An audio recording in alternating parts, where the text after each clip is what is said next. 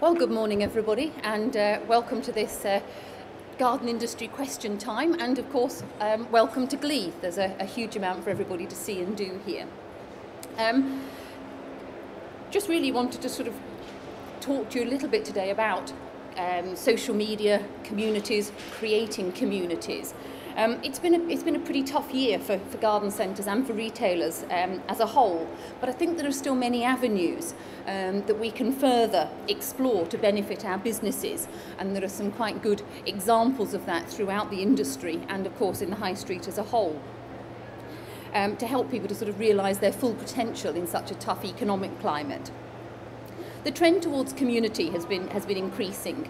People want to feel that the money that they're spending benefits their local community, and I think people want to engage a lot more with outlets that are working with the community and developing more of a community spirit.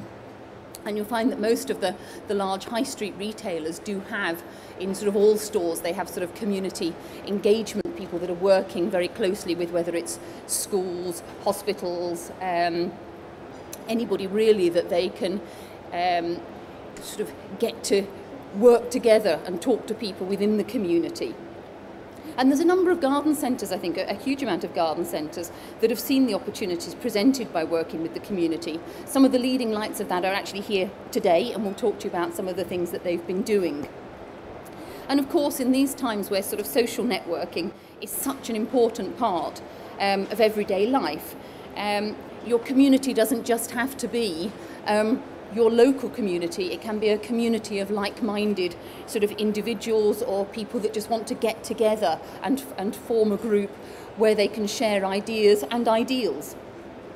And it's, you know, people now very much trust the information that they get from peers. Most people, if they're going on holiday or booking a hotel, will just check it on TripAdvisor and see what other people think. And they're finding that a much more beneficial way of dealing with things than actually going to, you know, the hotels themselves. They want to know what other people think. They want to know what other people's opinions are.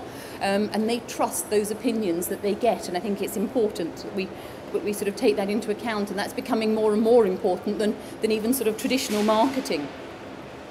I think we also have to look at the fact that, you know, that the government were working towards having sort of the big society, and we're sort of looking to that as a campaign to create community hubs where people would come together.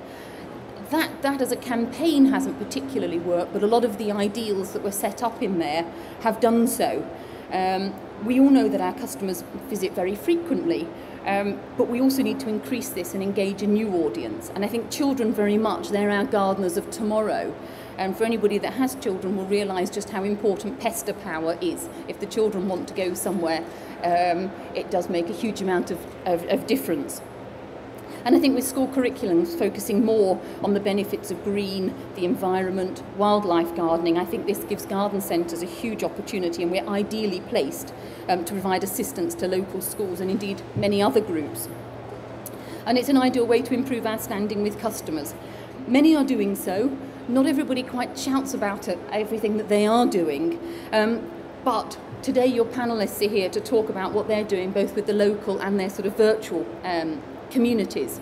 So I'm absolutely delighted to welcome, we've got Alan from Cleve Nurseries, it's a medium-sized garden centre and nursery business. They're doing a huge amount working with communities and have a new venture, which is the edible bus stop, which Alan will talk about. We've got both Alan and Sarah from Fermoy's garden centres, who have done a huge amount with local communities, and we'll talk about that.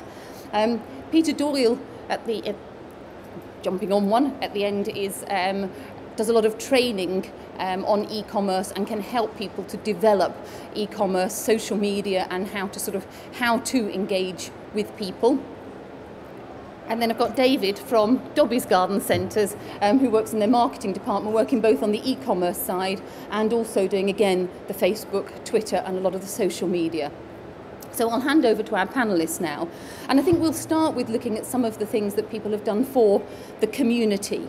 So I think, Alan, if we start with you and some of the things that Fermoy's have done, huge involvement with the garden centres, particularly with children. Do you think that that's an important starting place? Very important. We recognised some 5 years ago that it was important to engage with children. You know, we've got customers and those customers are ageing. We need to make sure that the younger generation get into gardening, get into healthy eating, into healthy living. Unfortunately, it's skipped a generation. The parents aren't giving this education to their children, and currently the schools aren't able to give that education, which needs to change. And we need, as garden centres, to be lobbying government to ensure that this is done. But we did recognise that there was this gap, and we felt it was important as a garden centre that we got involved with those children, particularly 5 to 11-year-olds, because they're very enthusiastic and they're very, they absorb a lot of information. And as Carol says, they go home and the pester power is tremendous. They can work with their parents, encourage their parents to come into the garden centre, and encourage their grandparents as well. We, myself and Sarah, we work together on the schools. We go out to the schools, working with them, and Sarah's got a great number of projects that she works on with the schools, which she'll explain later. But what we need to do is to get those children really engaged with us and engaged in gardening and the future of gardening. We see them as our potential customer. So if I just hand over now to Sarah, who'll explain a little bit about what we do in our garden centre. I'm the one who just sits there throwing out hundreds of ideas every few minutes, and Sarah says, well, that's a load of rubbish, and this is a load of rubbish. But eventually we find an idea that works, and Sarah will give you some of the information on to the ideas we've come up with and those things that do really work. So just hand you over to Sarah Dumont. Well, this year we've done about 4 different schemes. The most popular and the one that's been most successful in our garden centre is at the Devon County Show, which is our local big show for the area with 90,000 visitors. And we had a schools gardening competition. We gave 40 local schools a wheelbarrow, 2 bags of compost that we had donated, and some seeds. And we asked them all to grow a garden in a wheelbarrow. So we got all the schools to either bring their wheelbarrows into us or take them direct to the county show, which is a bit of a logistical nightmare, but Alan got around it, didn't you, Alan? So we get all these schools from various different things that we've done over the last few years. We started off by going out to the schools and doing things like simple things like growing carrots in recycled pots and things. So we've built up a really good database of local schools that we know are interested in gardening. Sometimes it's hard to find the right person in the school to send information to. If you just send it to the office, it gets lost in a pile of paper. So we like to try and find the right person, and then we send everything to the individual rather than direct to the school. So I could have had 80 schools enter my competition, but I was governed by the space that I was given in the show. So we took all the wheelbarrows to the Devon County Show, had a fantastic display there. We won the best stand of the whole show when the judges went round, because it was glorious. The different wheelbarrows that we had lots of themed ones, some on the Olympics, some on the Jubilee, hundreds of different ideas from different kids. All the children came to set up their wheelbarrows. We had really good press from it. We were on the local news on both channels. We had lots of coverage. And we encouraged visitors to the show to vote for their favourite wheelbarrow. So we got 6,000 votes over the 3 days that we had the show on. We were the most popular stand in the garden tent by far. And the 6 winning wheelbarrows we took to Chelsea. So we had a contact with Peter Seabrook and the Sun, and he managed to get us into Chelsea. So we were only on the Chelsea Fringe in the garden owned by the pensioners. And we thought about doing something else whilst we were doing that, and Alan had the idea that you would walk with a wheelbarrow to start with. He was going to walk a wheelbarrow from us in Newton Abbot to Chelsea, and I told him that was silly because it would take too long. It would be quite good because you'd be out of the office for a long time. But he likes cycling, so in the end we came up with the idea of a tandem. And so we borrowed a tandem and we towed a wheelbarrow from Fermoys via the county show up to Chelsea, visiting garden centres on the way. So it's 450 miles, and the route took in 25 different garden centres. We did it with Scott's Miracle Grow. They were our main support. They had a support vehicle for us, and at the different garden centres we went to, they set up a mini road show, and we asked lots of different people to come on the bike. So Carol joined us, didn't you, Carol? I did. Advertising for people to come on the back of the bike with Alan. So Alan was on the front, and I think both Carol and Alan were control freaks, so you didn't particularly like it to start with, because you couldn't do anything and you just had to pedal. No, not good for a control freak being on the back of a tandem, I can tell you. But it was really good, and we got lots of press from it. We were on the television again, and we did it for 2 charities. We did it for the Green Fingers and Garden Relief charities, and we asked people on the way. We got sponsorship, and we got money from the garden centres, and we raised about £11,500 on the trip, so that was really good. And then Alan finished it off at Chelsea with our wheelbarrows, and he had a page 3 Sun Girl meet him there that had a top on, but and Alan was in the paper, quite a big spread in the sun, and it was really good. So that was the main thing that we did. So all the schools that were involved came up to Chelsea. We gave them all tickets to come in. Some brought the whole school, some brought a class, some just brought a few children. But they all recognise us wherever we go. They call us Mr. and Mrs. Farmoys. They tell their parents to come and see us. So we think that it works because of all the publicity that we get and all of the pester power that the children give to their parents, and then they come in to try gardening for themselves.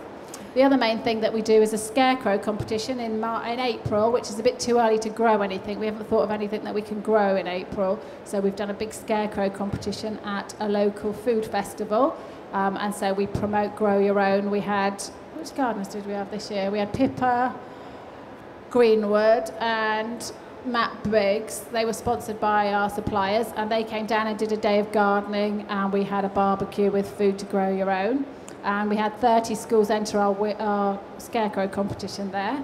This weekend I organised a big food festival at Farmoys where we get 7,000 or 8,000 people come for the weekend of a beer and food festival. That starts this Friday, so I shouldn't really be here because I should be doing that, but on the Friday before it starts I invite 400 children to the marquee, which is empty on the Friday during the day, and we have a healthy eating, healthy growing day. So we get our suppliers and the people that are coming to the show to make up stands, and somebody shows them how to make sausages, how to plant pumpkins, how to grow compost, various different things like that.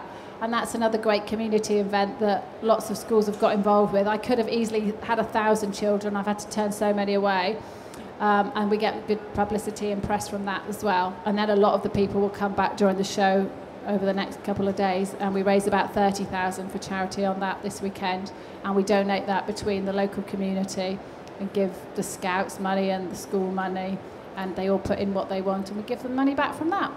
So that's the main things that we do with children, and we think that the benefits that we get from them outweigh the advertising that we would do in the normal press, the weekly papers. We stopped doing a lot of those now, but we haven't really suffered in any way. We just get more publicity from the articles that we get from that. I think that's actually a very important point, is sort of what the benefit is to the business for doing the work sort of within the community. And I know, Alan, you've got some ideas about sort of the actual value of that. That's right, Carol. Yeah, we've tried to analyse what good this does for us, because it's quite an expensive exercise. You know, so a lot of garden centre owners look at me and question, why are you spending all this money and all this time going out there and working in the community? But we've managed to cut our advertising budget by 1/3, and on a comparable like-for-like on stores, we can see a 5% increase in sales where we get positive, credible PR. And that PR is worth a huge amount. It's very difficult to put a value on it, but we get TV, we get national papers, and we get local newspapers and lots of magazines, and really a great deal of press coming for us. So there is a benefit, and other garden centres should really look carefully at that. And you need to be careful how you measure it, because it can look as if you're just doing something for nothing, but you really aren't, trust me. I'll just stop talking now because I'll go on forever otherwise and hand you over to someone else. If you could just hand over to Alan from Cleve Nurseries. Alan, you've got you do a huge amount in the community and are also working on a new project on the edible bus stop. I wonder if you could tell us a bit about that. Yeah, certainly. In contrast, we have just 10 full-time equivalent employees, so we really are quite a small company. but I hope that what we're doing illustrates that even small companies can be active in the community and in particularly with social networking as well. The Edible Bus Stop is a